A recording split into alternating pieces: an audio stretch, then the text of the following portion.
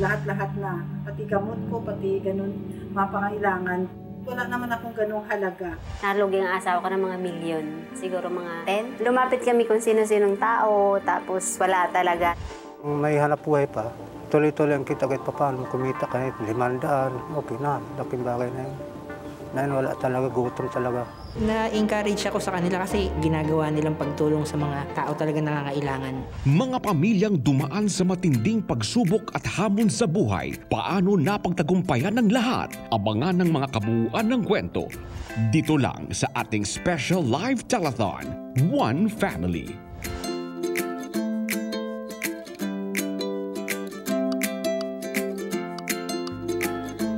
Welcome to our special telethon, One Family. And to all our kababayans watching us from all over the world, kumusta kayo dyan? We hope that you're all doing well and in good health as we continue to battle COVID-19.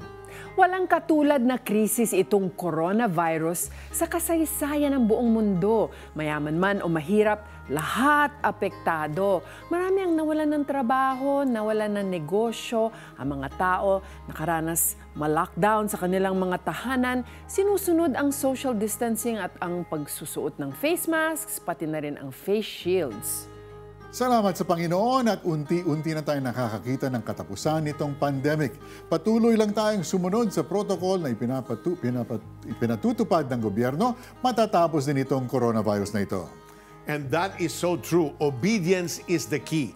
God delights in our obedience. As we read in 1 Samuel chapter 15, verse 22, the Lord states, "Does the Lord delight in burnt offerings and sacrifices as much as in obeying the voice of the Lord?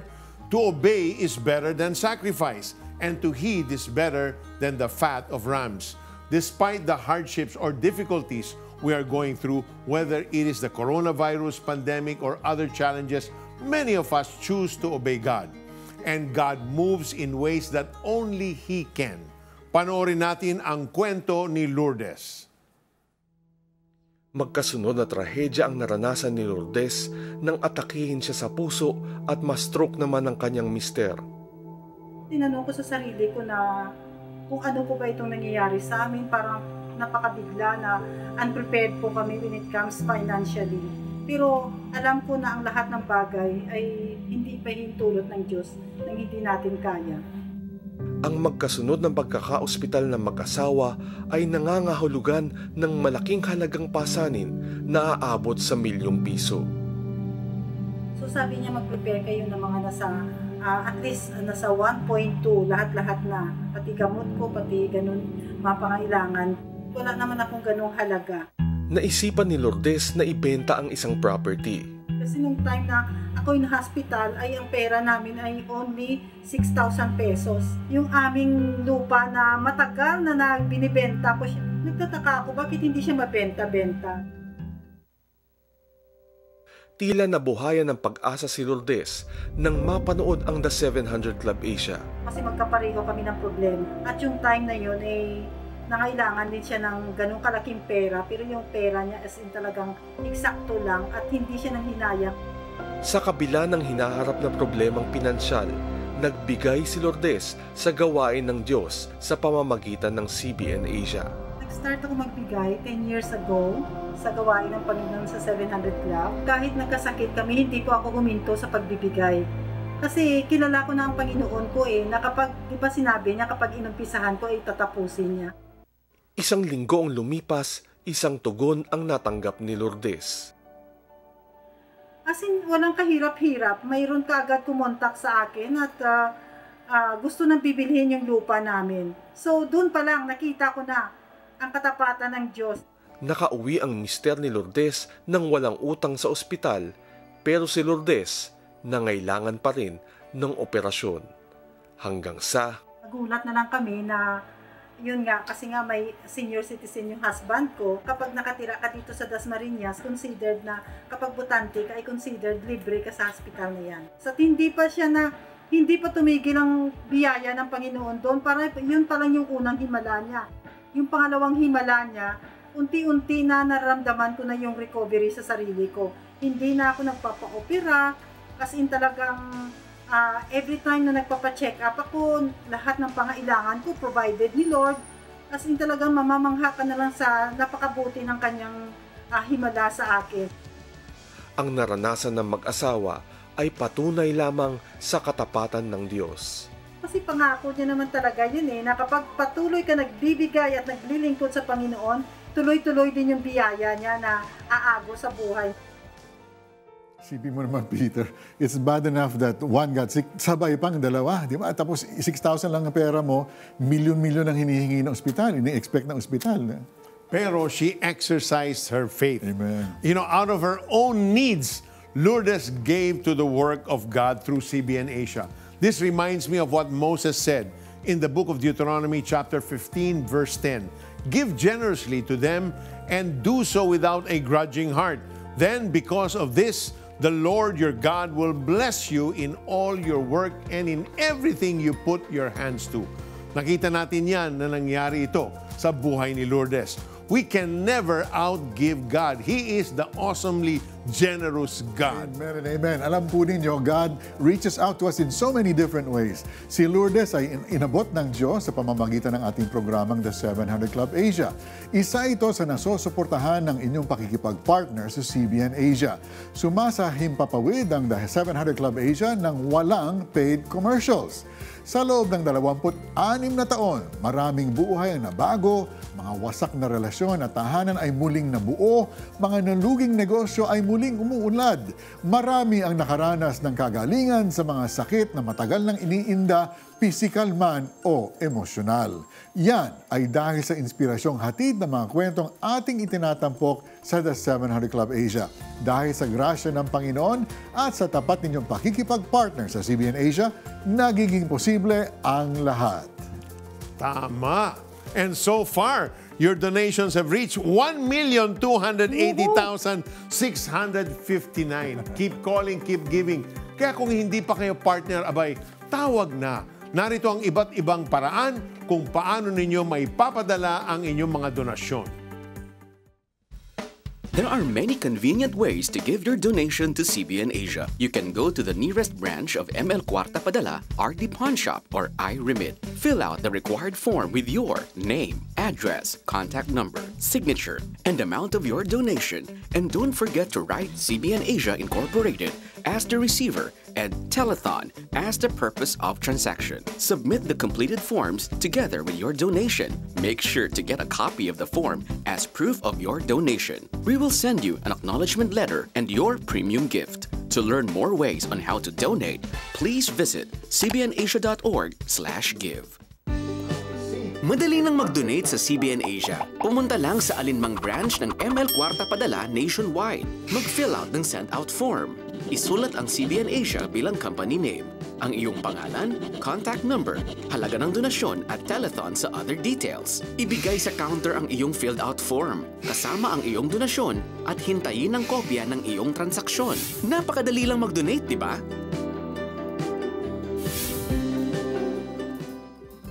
Oh, wow! Mari, meron akong ipapakita sa'yo. Ano ang masasabi mo sa aking bagong face shield? Man, ang ganda. Very glamorous siya. Very, very social din, Joyce. Bagay sa'yo. Thank you. Gawa ito ng Mele and Marie na nagde-design at nagke-create ng mga high-end luxury ladies handbags. Ngayon, gumagawa na rin sila ng mga napakagandang face shield. Bawat isa nitong high-end face shield design na kanilang mabibenta ay bahagi nito maipagkakaloob sa CBN Asia. At alam mo, Joyce, meron din silang male version. Oh my, I love it. It's so bagay to you. You look like James Bond. Yeah. Pumunta lang sa kanilang website melandmarie.com/CBN Asia kung saan ay makikita ninyo ang iba't ibang naggagandahang disenyo. Isang maligayang pagbati ang pinapaabot namin sa ating mga viewers mula sa Quezon City. Wow. Sa'yo pala yan, Joyce. Ito. Watching from Canada, from Abu Dhabi, Kuwait, Singapore at USA. Tapos si Coix nagpadala ng 100 Facebook stars. Thank you so much. Samantala, bigyan daan na natin itong mga tumawag na para sa kanilang donasyon. Si Liz ng Quezon City nagbigay ng 20,000 pesos. Si Dati ng Mandaluyong, 5,000 pesos. Abigail ng Rizal, 2,500. Jennifer ng Laguna, 1,000. Malu ng Aklan, 1,000. Estefania ng Manila, 1,500. Si Eileen naman sa South Korea nagbigay ng 5,000. Si Pamela naman ng Cebu, sa Cebu, nagbigay ng 719 pesos. Melodia ng Taguig, 500. Ronnie ng Cebu, 500. Giselle ng Cavite, 530. Annalyn ng South Cotabato, 5,000. Belle ng Misamis Oriental, 500. At si Leslie ng US, 10,000 pesos. Sa mga nakapagbigay na ng kanilang donasyon, maraming salamat po sa inyo. Kung hindi pa kayo nakakapagbigay, ay tawag na po. Ang aming hotline number ay 8737-0700. Pwede nyo ring i-text ang inyong donasyon, pangalan at address, ipadala yan sa aming mobile number 998-590-0620. Sa sandaling matanggap namin ang inyong donasyon, padadala namin kayo ng electronic acknowledgement receipt. Bilang pasasalamat sa inyong pagbibigay, may nakalaan kaming exclusive gifts sa inyo. 'Tis the season to renew your spirit and your family's merry heart with these exclusive gifts. Receive access to Thank God for Christmas, an audio teaching of Peter Kairos, with your donation of 500 pesos to CBN Asia Family of Ministries. Sit back, relax, and follow the journey towards healing and hope of celebrity families. Watch All in the Family, inspirational video compilation online with your donation of 2,000 pesos. Get cutting-edge medical information about restorative sleep and how you can win back your rest.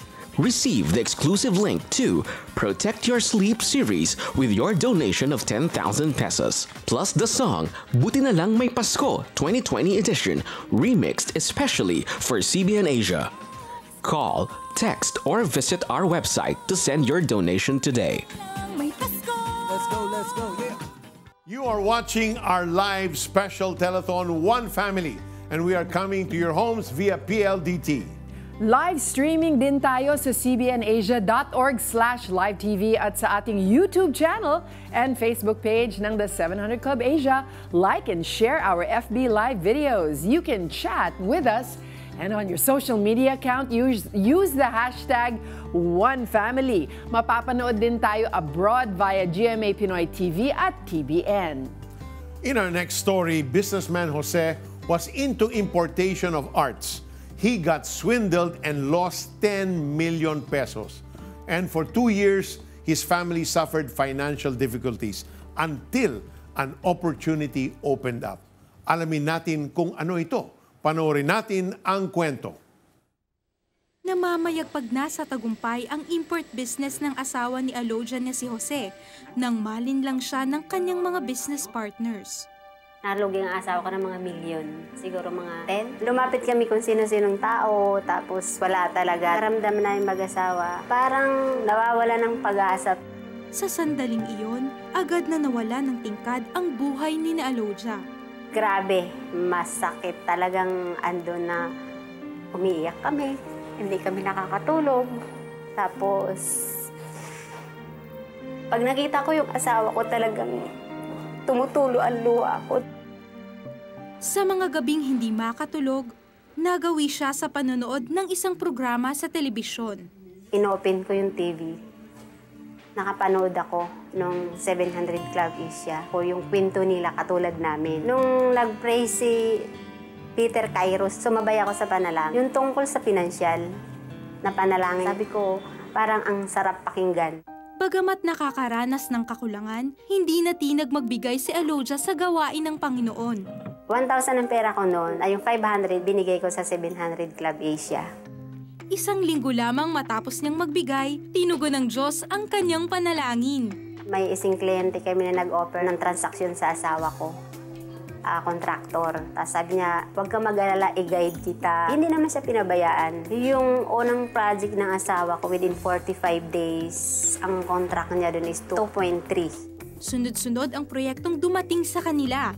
At ngayon, nakakabayad na sila sa mga taong pinagkautangan dahil sa pagkalugi ng negosyo. Ngayon po, nung nagkaroon na po ulit si Kuya ng panibagong project, yun okay na po sa takbo ng negosyo. Nagpo-prosper na rin po. Sobra-sobra ang papasalamat ko sa Panginoon. Kaya kailangan i-share din namin ang biyaya na ibinigay niya sa amin. Dahil sa ganda ng kita ng kanilang negosyo, iniangat din nila ang donasyon sa CBN Asia upang matulungan ang mas nakararami. Ngayon, hindi lang 500 ang binibigay namin. Tuwing may collection ako, nagbibigay ako automatic doon. 1,000, minsan 2,000. Kasi ang balik naman noon, sobra din. Na-experience ko rin kung paano walang-wala talaga. Kaya gusto namin tumulong din. Higit sa mga material na bagay, ang pinakamagandang regalong natamo ni Alodia ay ang kapayapaang nadarama matapos patawarin ang mga taong nagkasala sa kanila. At mula sa kanyang pinagdaanan, iisa lamang ang masasabi niya. Si God yung pinaka-powerful talaga sa buhay natin. Alam mo, Peter, I cannot imagine losing such a huge amount of money na 10 million pesos. And then even after that, they were still able to be generous. Parang ang hirap, you know, it's hard to understand. It's hard for the human mind to comprehend, pero faith conquers that. Amen. Kasi ang ginawa ni Alodia is talagang nagbigay siya in spite of the fact that naloko nga sila. 10 million pesos is enough to knock out anybody. But ganun siya ka-faithful. You know, when it comes to giving, we always hear people say, I don't have enough. What can I give?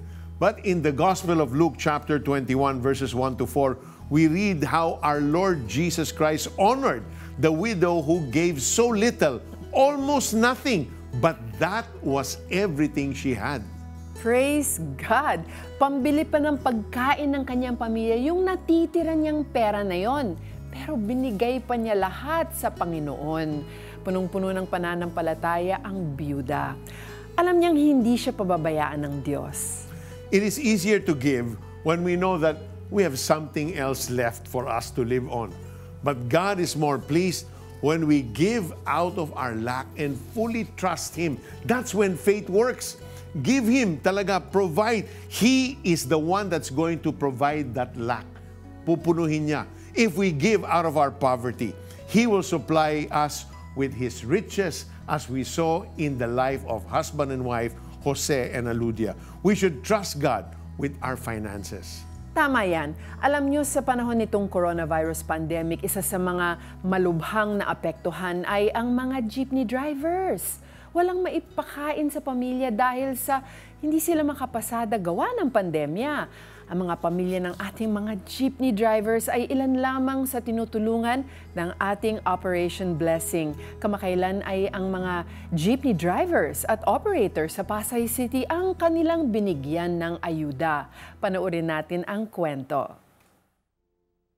May hanap buhay pa.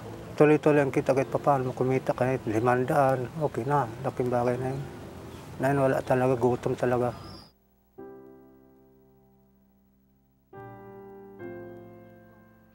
Ito ang pagsasalarawan ni Tatay Eddie sa kanilang kalagayan ngayon matapos mawala ng hanap buhay bilang tsoper ng jeep dahil sa pandemya. Isa si Tatay Eddie sa libu-libong mga jeepney driver na natigil sa pamamasada nang magpatupad ng community quarantine. Bagamat unti-unti nang nakakabalik sa pagbiyahe ang ilang mga tsoper ng jeep sa mga piling ruta, nananatili namang nakagarahe ang minamanayhong jeep ni Tatay Eddie. Hindi pa kasi pinapayagang bumiyahe ang kanyang ruta na Pasig-Angono. Itong pinakataon talang pinapakahirap. Kaya pinalangin sa Panginoon nga matatapos na itong pandemya ito. Maliban sa gutom, iniinda rin ngayon ni Tatay Eddie ang hirap sa paglalakad dulot ng arthritis. Kwento niya, epekto ito ng halos 20 taong maghapong pamamasada ng jeep. Upang maitawid ang makakain sa araw-araw, madalas ay nangunguha na lamang ng tangkong ang kanyang asawa na si Marivic sa gilid ng Pasig River para may maiulam. Ang gawa-gawa ng paraan, kung anong gagawin namin makakain din kami. Yun, minsan, binibigyan kami ng kapitbahay namin bigas. Yun, ayun ang makain namin. Kung wala pang ayuda, ngayon may ayuda na, makakain naman kami. upang mabigyang ginhawa ang dinaranas ng mga tsoper ng jeep at pamilya nila. Namigay ang Operation Blessing sa pakikipagtulungan ng Shining Light Foundation at Paraho Foundation ng mga food bag sa daan-daang mga tsoper ng jeep sa Pasig City. Yung mga organisasyon katulad ng Operation Blessing, Shining Light, Paraho at lahat ng iba pang tumulong, much appreciated po namin yan dahil kailangan po lahat tayo nagtutulungan eh. So ito pong mga food packs na may kasamang Bible, malaking tulong sa mga kababayan natin na walang kita sa ngayon. Si Nanay Marivic ang tumanggap ng food bag na laan para kay Tatay Eddie. Para kay Tatay Eddie at Nanay Marivic, malaking tulong ang kanilang natanggap na food bag. Hindi na kasi nila problema ang kanilang kakainin sa mga susunod na araw at may panggastos na sila para sa iba pa nilang pangangailangan. Malaking bagay na katulong yan. Hindi na kami magugutom. Marami po salamat sa Operation Blessing na nakilala ko dito sa Floodway. Marami po salamat at sa Panginoon sa Diyos. Joy, salamat na lang katulong tayo sa mga ilan lang. Pero isipin mo kung gaano pa karami naghihintay na I live in Marikina, meron kaming mga dinadaanan na lugar doon. Tapos makikita talaga namin yung mga jeepney driver natin, may hawak-hawak pa silang parang karatula with mga nakasulat sila na since wala na silang pera, wala na silang makain. So, ang ginagawa namin ni Ron, bumibili kami ng mga dilata, mga noodles. Palagi kaming may dala sa kotse. So pag naka-stop kami, naabutan namin sila ng pagkain. Maliit na bagay lang yun, Mari. So sana hindi lang ako, pero tayong lahat makatulong. Because no one knows when this coronavirus pandemic is going to end. Although we see a glimmer of hope for a post-pandemic world, we really don't know when life will return back to normal. But what we know is that we cannot rest in helping our kababayans who are severely affected by the pandemic. That's why we value your partnership with us.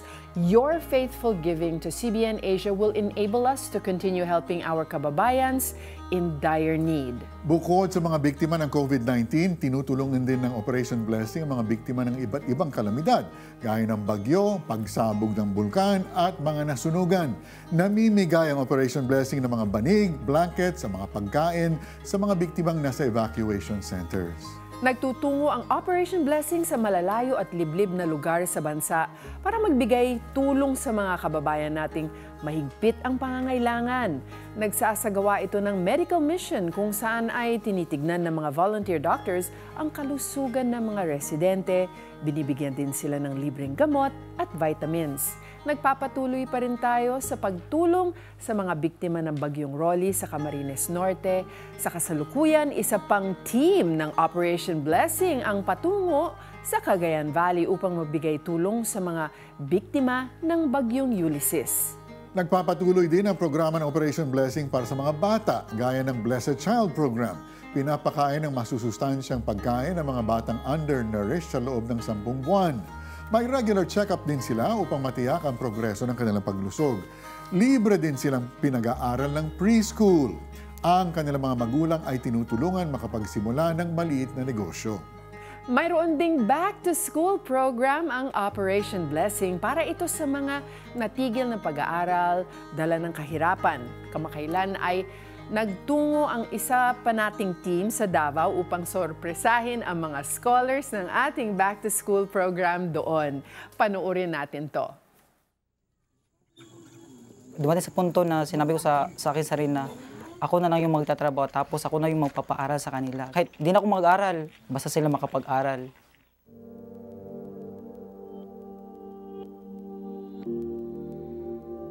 Kasi po yung kahinaan ko talaga yung pamilya ko po. Parang magigilty din ako kasi parang wala akong magawa, ganun. Minsan sinasabi ko sa sarili ko nga, pagod na talaga ako. Totoo lang po, dumating sa punto na gusto ko nang magpakamatay. Tila unti-unting nawawalan ng pag-asa sa buhay ang 19 na taong gulang na si Nilo. Si Papa parang parang gusto niya gawin yung responsibilidad niya bilang amo pero hindi niya magawa. Hirap sa pagtatrabaho ang kanyang ama dahil naputol ang buto sa kanyang balikat. na angka. Kasi ako makain sa akong mga anak. Walang kumenjurid ako kay paningkamot sa akong mga anak na makalampos nang ta sila sa isla maparehas ko. Ang nanay naman ni Nilo na si Violeta, matagal nang unti-unting lumalabo ang mga mata. Ako ginapuri sa Ginoo nga, Lord, tagaanan sila akong mga anak o adlaw-adlaw nga bisalag wala sila ibalon para at least nga sila naka-eskwela sila adlaw-adlaw. Wala akong balak mag-eskwela ng college. Balak kong magtrabaho sa Manila kasi nandun yung ano ko, yung pinsan ko rin. Pero isang pagkakataon ang nagbukas para kay Nilo nang malaman ang tungkol sa back-to-school program ng Operation Blessing. Yung time na yun, yung araw na sabi ni Pastor nga bukas pupunta tayo ng Davao, then yung time din na yun, kailangan magpasa ng requirements para sa trabaho. So nag-pray ako, sabi ko, Lord, bigyan mo ako ng sign, ano yung uunahin ko talaga. Lord, pag makagising ako ng 3 a.m., unahin ko yung scholar. Then nakagising ako ng 3 a.m., so yun.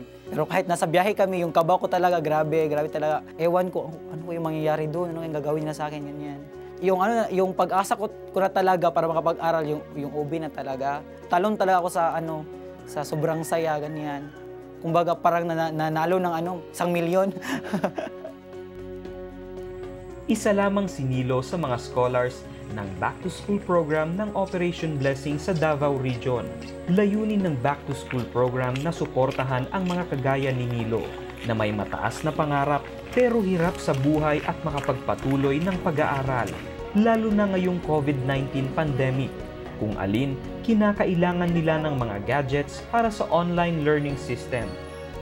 Paano to kung mag-online, yung cellphone ko hindi maka-access, kamera, sira yung kamera, pang-call, pang-text lang yon. Yung mga guro namin nag-update lang sa mga sa page, ganyan. Ako di ko ma-view yung picture, di ko ma-view yung sabi ni Pastor, nag-prayer meeting kami. So yung yung gamit na pinakailangan na i-pray mo. So ayun. Tapos kasi hindi pa parang wala pang sagot si Lord. Ganyan. Pero ang hindi alam ni Nilo, isang sorpresa ang inihanda para sa kanya. Nami surprise para kay Nilo. Iyahan yung gina-pray. Yeah. Oh, di ba? Salamat po. Salamat po na ining tabang sa anak.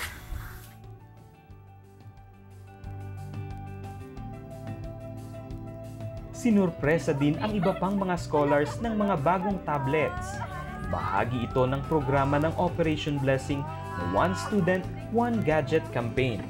Yung yung OB talaga yung naging daan, nagbigay buhay sa akin, yung nagbigay bagong pag-asa na makapag-aral, yung OB yung naging sa akin, instrumento para makapag-aral ako at matupad ko yung mga pangarap ko.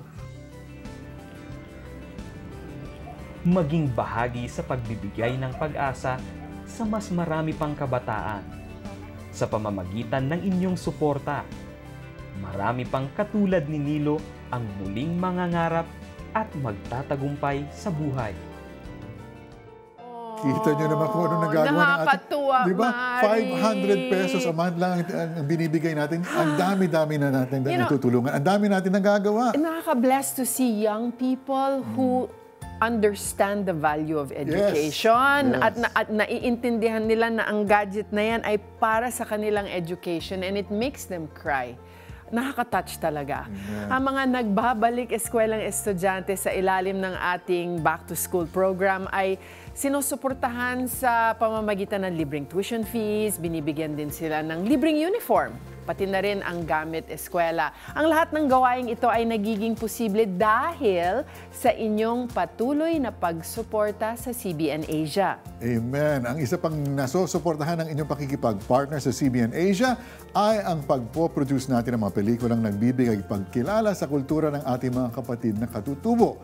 Isa rito ang pelikulang Oligase, Demon of Fear.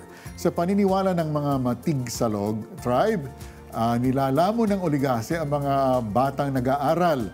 Ang pelikulang ito ay nominado sa prestigyosong 29th Annual Whitaker St. Louis International Film Festival. Bisitahin ang oligase.com para sa karagdagang impormasyon. Magkakaroon kayo ng pagkakataong mapanood ng buo ang pelikula sa special screening nito online sa Desyembre. Abangan nyo yan. At shoutout muna tayo, Joyce, sa mga nanonood sa atin from Dubai, sa Italy. Wow. Si Marlene sent 50 Facebook stars. Thank you, Marlene. Thank you for watching. Si Marlene sent 95 Facebook stars. Salamat din. Si Mo Rex naman sent 50 Facebook stars. Ang sabi ni Riolene Anit de Guzman, watching from Cavite, after watching the episode last night, the child with cleft palate who underwent operation, my heart was moved to give to Operation Blessing. God bless you, Riolene.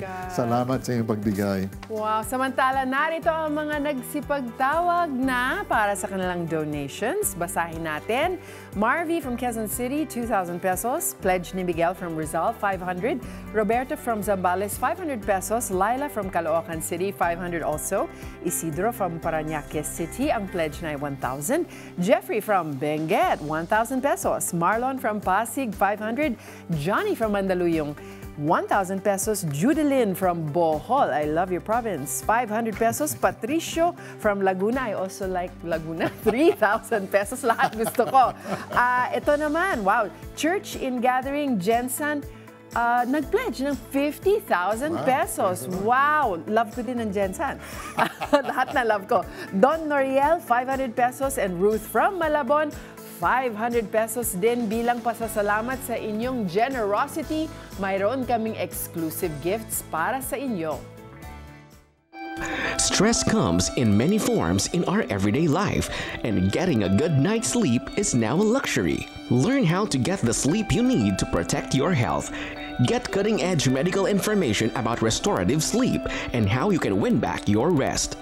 Receive the exclusive link to Protect Your Sleep series with your donation of 10,000 pesos, plus the song Buti na lang may Pasko 2020 edition, remixed especially for CBN Asia.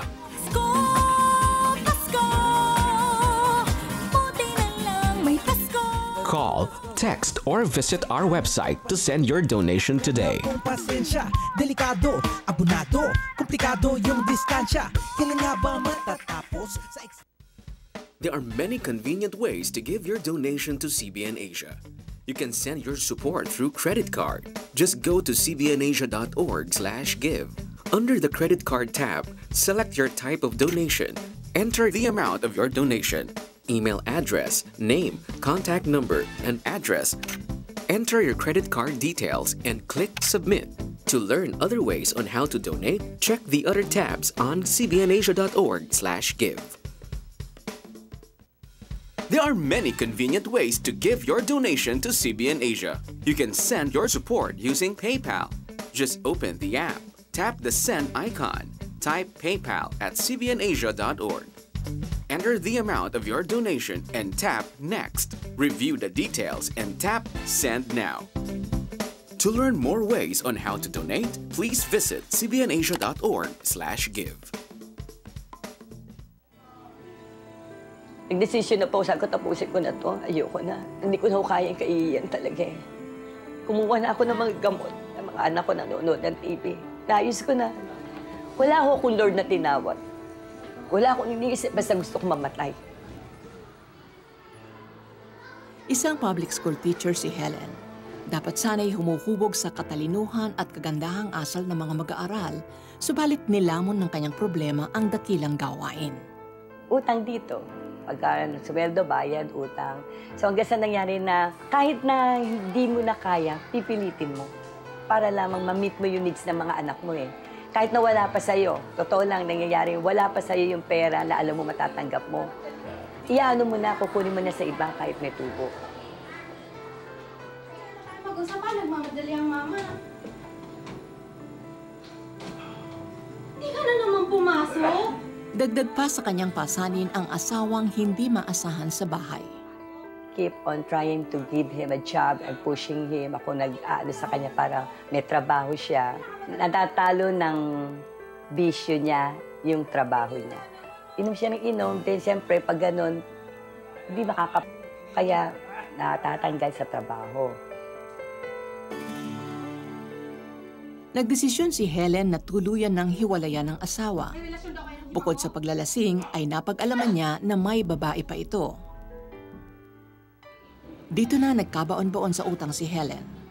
Totoo po yung nangyayari pag tataguan mo. Ganyan pag pumapasok sa eskwela, para walang ulo. Dahil nga, bulong-bulungan ng mga parents, ang ganda ng pangalan mo, tapos ganun, dahil dyan masisira ka. Wala ako talagang down na down ako. Hanggang magdesisyon si Helen na wakasan ang kanyang buhay.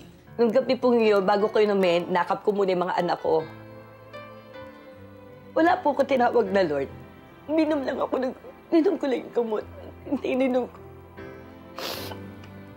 Naupo lang ako ganyan. Tapos pa nararamdaman ko, namamanid na ako. Subalit hindi nagtagumpay si Helen sa balak na pagpapatiwakal. Lalong namuo ang galit sa puso ni Helen. Habang tinatakasan ng kanyang mga pinagkakautangan, ay naisipan niyang mag-text sa prayer center ng CBN Asia. Isang pastor ang dumalaw kay Helen pagkatanggap ng mensahe niya. Nagulat ako. Kinausap ako, kunento ko. Sabi ko, alam niyo, nagpunta kayo rito. Paalis ako. Papakamatay ako. Sabi niya nga, alam mo, pinupunta ako rito kasi may plano si Lord sa'yo. O si Jeremiah 29:11, sinabi niya nga po yun. Sinabi nga po ni Lord na to harm you, to prosper you, to give you hope and future. Sa patuloy na gabay ng church partner ng CBN Asia, unti-unting nabuksan ni Helen ang puso upang tanggapin ang bagong buhay sa Panginoon. Ano po nangyari nun? Mula nung umattend ako sa church namin, talagang gumaan ang pakiramdam ko, naramdaman ko na hindi na ako nag-iisa. Kahit na nadyadyaan yung problema, tutusin po, may kaso na, nadyadyaan na. Pero hindi na po ganun na kailangan mag-iwasan ko, magpakamatay ako, hindi na po. Patuloy pa rin sa pagtuturo at pagtututor si Helen. Unti-unti na rin niyang nababayaran ang kanyang mga pagkakautang. Tinanggap niyang muli ang asawa at ngayon inaalagaan dahil sa na-stroke ito. Ang pagkakilala ni Helen sa Panginoong Hesukristo ay nagbigay ng bagong pag-asa at pananaw sa kanyang buhay. Ang 700 Club po ang gumawa ng way para makilala ko si Lord at para makasama ko rito sa aming ministry. Kaya thank God for having 700 Club. Helen reached a point of desperation. And at that moment, that's when God intervened in her life. She opened her heart to receive Christ. Alam niyo po, you may be at the end of your rope and you can't take it any much longer. You're suffering, you're in pain, and you feel there is no more hope. The only solution you could think of is to end your life. That's how Helen felt and thought of doing. But God intervened through this program, the 700 Club Asia. No matter how hopeless your situation may seem, suicide, my friend, is never the solution. Jesus is. You have to accept Him in your life and in your heart. If that is your desire, pray with me this prayer. Let it be the prayer that comes from your heart. My Heavenly Father, I no longer know what to do. I am desperate, Lord. I have no solution. I have no way out. But I saw how you intervene in the life of Helen. So now, Lord, I come to you and I kneel and humble myself before you and confess that I am a sinner. Help me, Lord. Desperately, Lord God, I turn my life around, Lord. I turn my back on my life of sin and ask for your touch. And right this moment, Lord, I open my heart's door and I invite you, Jesus, to come into my life, to be my Lord, to be my Savior. Jesus, thank you for dying on that cross to pay for all my sins. Thank you for saving me. Thank you for giving me eternal life. I pray this prayer from my heart. In the name of Jesus. Amen and amen. Kung sumabay ka sa panalangin para tanggapin si Jesus bilang Panginoon at tagapagligtas at kung nais mong maipanalangin ka namin, please text YES, space your name, space location at ipadala yan sa 0919-0607-567. Now that you've accepted Jesus as the Lord and Savior of your life, you belong to God's family. The Bible in John 1:12 says, "But to all who did receive Him, who believed in His name, He gave the right to become children of God." Share with us this very important decision that you have just made. Aside from texting us, you can also call our prayer center at 8-737-0700. Our trained prayer counselors are ready to receive your calls 24 hours a day, 7 days a week. Our prayer center can operate 24 hours a day, 7 days a week because of your partnership with us. Part of your donations helps defray the cost of its round-the-clock operation. The biblical counsel of our trained prayer counselors helps those on the verge of committing suicide to find hope and find new life. Those whose lives were broken are transformed, strongholds in their lives demolished, and those suffering from physical, spiritual, and emotional illnesses are healed and restored to wellness. Kaya maraming salamat po sa inyong faithful support and giving. If you are not yet a part of what God is doing in the lives of many of our kababayans in need, call us now and be a member of CBN Asia. There are many convenient ways to give your donation to CBN Asia. You may deposit through any of these banks: BDO,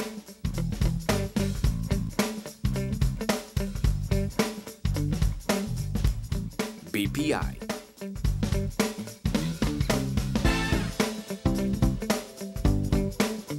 BPI Express Online, Metro Bank,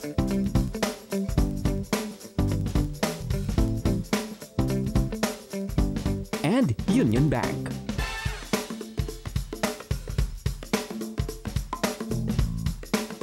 To learn more ways on how to donate, please visit cbnasia.org/give. 'Tis the season to renew your spirit and your family's merry heart with these exclusive gifts. Receive access to Thank God for Christmas, an audio teaching of Peter Kairos. Have you ever paused and thought for a moment and say, "Thank you, God. Thank God for Christ. Thank God for Christmas." Plus the song Buti na lang may Pasko 2020 edition, remixed especially for CBN Asia.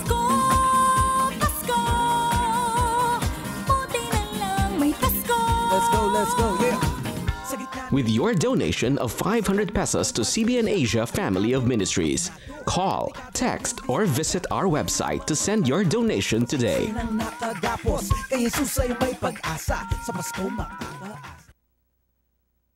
Sa pagsisikap na maitaguyod ang isang anak, nagtrabaho si Evangeline bilang admin assistant habang ang asawang si Emmanuel ay isang nurse aide sa Amerika. Pero isang araw, ang bahagi ng pinaghirapang sahod ni Evangeline ay napunta sa maling investment at kanyang naipahiram na hindi na naibalik pa. Sa isang gabi na puno ng pangamba, nakapanood ng The 700 Club Asia si Evangeline. Everything is meaningless if we don't have a relationship with Jesus. Manahan ka sa puso ko, Jesus. Tinatanggap kita bilang aking Panginoon at tagapagligtas ng aking buhay. Yung prayer po niyang yun, parang tumama po sa akin. Na-inspire po talaga ako eh. Mula noon ay sumubaybay na siya sa programa. Di nagtagal, nakadalo siya sa isang Kristiyanong gawain kung saan siya nakakilala kay Jesus at nakatagpo ng pangalawang pamilya. Pero sa pagsulpot ng COVID-19 ngayong taon, muling dumaan sa pagsubok si Evangeline dahil sa pagkakasakit ng asawang frontliner sa Amerika. One morning na nagsabi sa akin yung anak ko na, "Nay, nag-message po si tatay na medyo may symptoms po siya." Pero that time po, wala naman pong confirmation pa, symptoms lang daw po. And then the following week, nag-message ulit po yung husband ko na na-confirm na raw po na positive. Parang lutang na ako, hindi ko na alam kung anong gagawin ko, hindi ko alam kung iiyak ako. Dito, nakaagapay ni Evangeline sa pananalangin ang mga kapatid sa simbahan, pati na ang prayer center ng CBN Asia. Sinabi ng counselor noon na yun pong most precious blood of Jesus na nanggaling po sa kanyang sugat ang siyang magpapagaling po sa atin. That time po talagang nagdepend ako kay Jesus. Sabi ko, Jesus, malayo po ako sa husband ko. Kayo na po ang bahala. Ingatan niyo po siya, ganun. Ang mga nabasang talata sa Biblia ay lalo pang nakapagpalakas ng kanyang loob, kaya naman ibinahagi niya rin ito sa kanyang mister. Patuloy silang dumulog sa Panginoon bilang isang pamilya at tumutok sa inspirasyong dala ng The 700 Club Asia. Those whose family and loved ones are in the hospital or isolated suffering from COVID-19, I pray, Lord, that you heal them, and we claim this in Jesus' mighty name. Amen. Nare-relieve po ako. Although may takot pa rin po ako noon na nafe-feel, pero hindi yung talagang takot na takot. Alam ko po na hindi po ako iniiwan ni Jesus, nandyan lang po sa side ko. Hindi nga sila pinabayaan ng Diyos. Nagnegatibo na sa COVID-19 ang kanyang asawa, kaya balik trabaho na ito ngayon bilang nurse aide sa Amerika. Dahil sa naranasang kabutihan ng Diyos, nagkaroon pa ito ng mas malawak na pagkalinga para sa mga may sakit doon. I'm very thankful po sa 700 Club Asia, sa inyong mga pag-pray, sa inyong mga palabas, sa inyong very inspiring na mga kwento. Yung Panginoon ay hindi ka iiwanan, hindi ka pababayaan man lang. So, thank you, Jesus. Amen and amen. Alam niyo po, katulad ni Evangeline, dun sa first part ng kanyang kwento, anxious din tayo about everything, lalo na kung marami tayong problema. Our finances. How are we going to meet the needs of our families? Paano na ang ating mga anak? How will they end up when they're older? Diba? Yung monthly bills, electricity, kuryente, rent. We feel anxious even about our health, especially as we grow older, and the list goes on and on and on.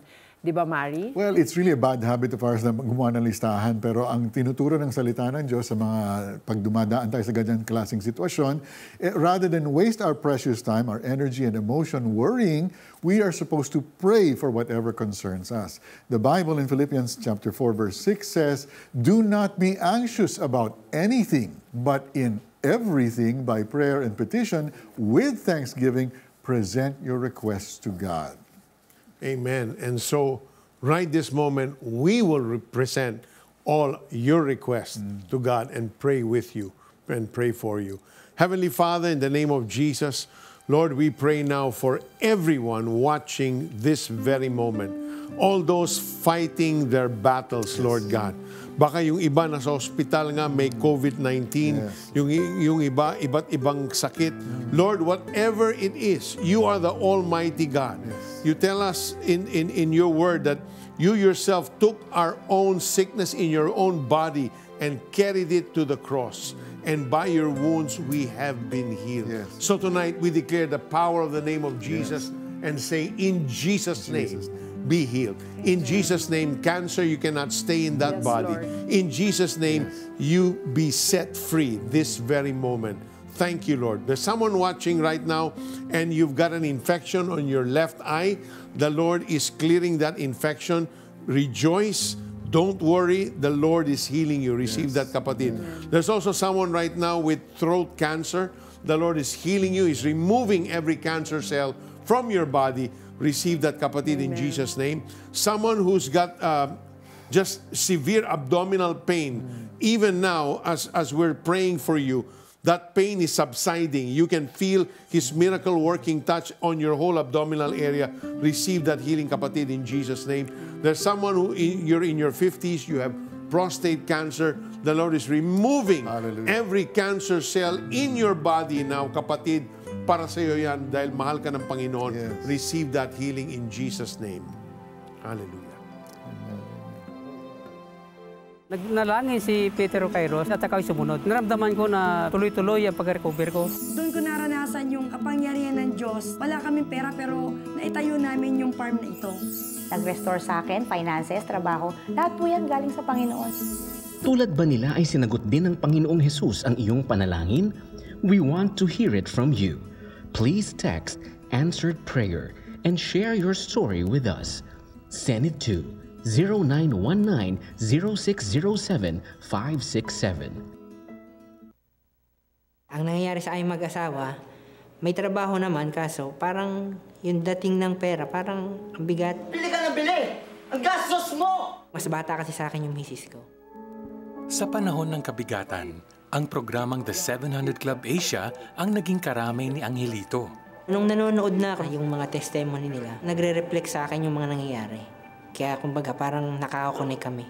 Nang maunawaan niya ang pagmamahal ng Diyos, hindi na siya nagatubili na tanggapin si Jesus bilang Panginoon at tagapagligtas. Ang banggit niya nun, isuko mo yung buhay mo sa Panginoon. Gawin mo siyang sentro ng buhay mo. Nung sumabay ako, parang ang gaan sa pakiramdam. Nakipag-ugnayan siya sa CBN Asia Prayer Center upang maikonek ang kanyang pamilya sa isang Kristiyanong simbahan. Dito, lalong tumibay ang kanilang pananampalataya sa Diyos. Mula noon, unti-unting nagbago ang takbo ng buhay ni Angelito. Nagbago yung relationship namin mag-asawa kasi kung dati na konting sigalot lang, nag-aaway na kami. Ngayon, di na namin na-encounter yun. Pinag-uusapan na lang namin. Taong 2017 naman nang nabuksan ang kanyang puso na magbigay sa gawain ng CBN Asia. Na-encourage ako sa kanila kasi nakita ko sa 700 Club yung ginagawa nilang pagtulong sa mga tao talaga nangangailangan. Ngunit, isang pagsubok ang hinarap ni Angelito. Natanggal siya sa trabaho nang magbawas ng empleyado ang kumpanyang pinapasukan. Tanging ang kanyang misis na isang guro ang umako sa lahat ng gastusin. Halos umiyak nga ako nun sa misis ko eh. Ang mga worries ko nun bilang padre pamilya, paano ko susuportahan yung pamilya ko? Especially may mga anak ako nag-aaral eh. Siyempre, mga pagkain pa. Nag-worry din kasi ako nun dahil siyempre misis ko na lang may trabaho kahit papano. Eh bilang isang lalaki dapat ikaw yung nagtatrabaho, di ba?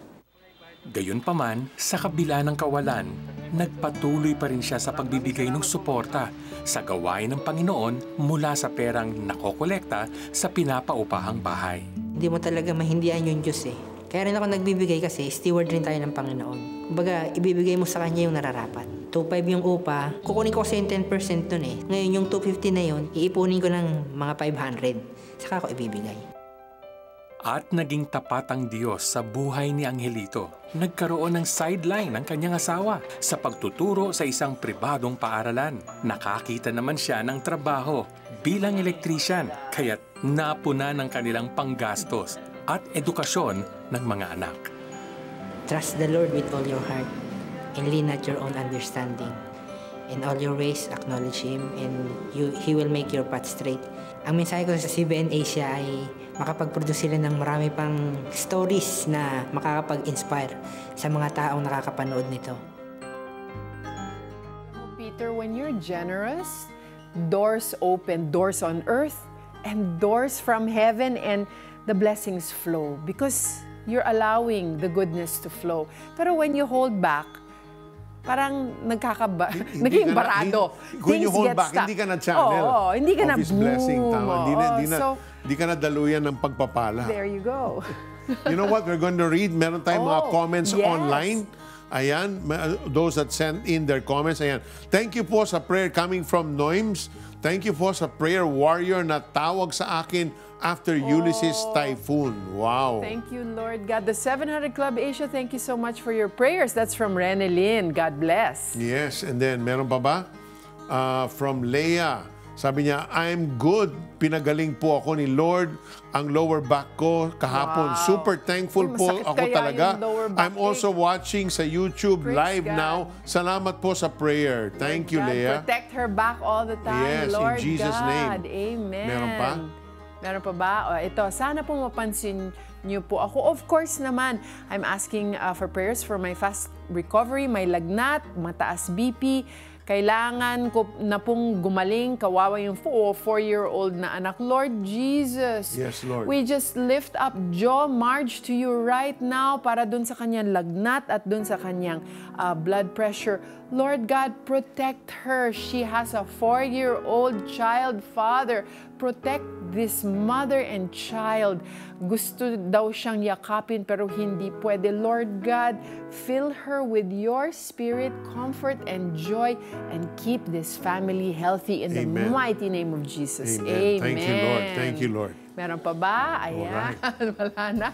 Maraming salamat din sa ating mga media partners at iba pa nating mga supporters. May you receive amazing miracles and abundant blessings from God. CBN Asia would like to thank the following: PLDT, M. Luwilier, iRemit, RD Pawn Shop, 7-Eleven, EC Pay, Adstrat, United Neon, Nixis, Unilab, Mele and Marie. Ayan, meron pang mga comments dito from JR. Sent 50 Facebook stars. Maraming salamat. And then Alma sent 100 Facebook stars. Ayan. Meron pa nagbibigay. Mirna from Tondo, 2,000 pesos. Catherine from Cebu, 500 pesos. Grace, 1,000 pesos. Marivic from Navotas, 500 pesos. Olo from Caloocan, 1,000 pesos. Wenchi from Laguna, 500 pesos. Nanette from Mindoro, 1,000 pesos. Eleanor, 300 pesos. Nancy, Quezon City, salamat, 500 pesos. Angelina Cainta, 500 pesos. May Dagupan, 500 pesos. Anonymous, paborito ko ito. 100,000 pesos. Palagi yan, palagi. Oh my goodness. And so far, you're giving us reach 1,541,658. Ayan. You know, in these trying times, when we go through a lot of difficulties because of the coronavirus that continuously wreaks havoc on our lives, and recently the destructive typhoons, our faith is challenged. We may have lost so many important things in life, but for as long as we have our family, who can provide God's love, we are secure in that. Even Christ himself was born within the context of a family. God in the flesh, who submitted to his earthly parents. We read in Luke chapter 2, verses 51 and 52, then he went down to Nazareth with them and was obedient to them. But his mother treasured all these things in her heart, and Jesus grew in wisdom and in favor with God and men. Sa wikang Tagalog, siya'y sumama sa kanila pauwi sa Nazareth at siya'y naging masunurin sa kanila. Ang lahat ng bagay na ito ay iningatan ng kanyang ina sa kanyang puso. Patuloy na lumaki si Jesus, lumawak ang kanyang karunungan at lalong naging kalugod-lugod sa Diyos at sa mga tao. The family is a masterpiece of God's creation. He created man, male and female, and commanded them to increase in number. Genesis 1:27 and 28. The family provides a place for children where they can experience God's love through the parents. And we, as Christ's followers, are his own family. We belong to One Family! Mga garbage scavenger sa tambakan ng Montalban, nagugutom na. Bagsak ang negosyo, lubog na sa utang, walang mapakain sa anak. Paano na sila? Mga locally stranded individuals na nag-camping na sa North Harbor, halos ubos na ang pera. Mga kababayan, oras na para magtulungan at magdamayan. We are One Family. Huwebes, alas 12 ng gabi sa GMA.